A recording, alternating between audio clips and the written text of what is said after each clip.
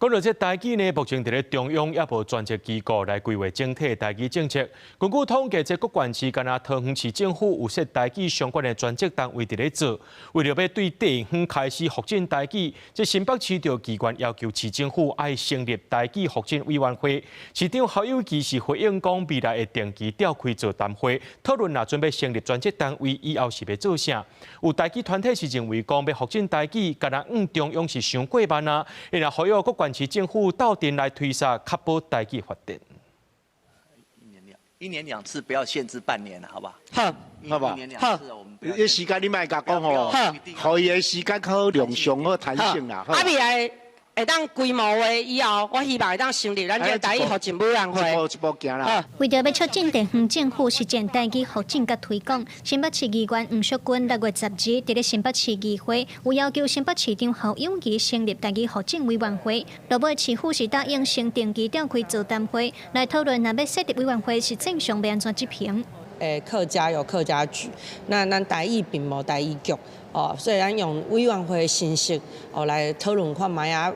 未来是讲一档会当2届哦做大型的一个座谈会来讨论，啊，当这个模式吼甲成熟的时阵，咱会当个进一步来成立这个委员会。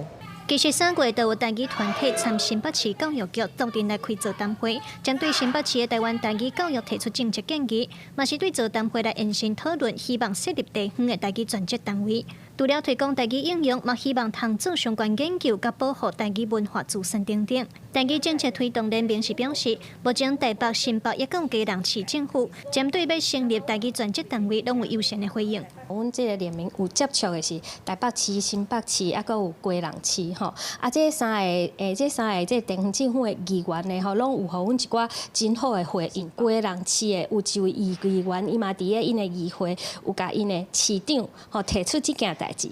市长伊伫咧这个议会时阵，伊迄个时阵是讲，好啊，会使来设。根据台语政策推动联盟的统计，实际上各县市目前敢若桃园市府有设一个闽南文化科，兼咧做和台语相关的工课。民团认为，若是要发展台语，敢若要中央实在伤慢，因呼吁各县市政府着实践国家语言发展法的精神，来发展和推广台语，让台语的经济先对地方开始摊开。记者卢尚珠、谢桂林台北新北报道。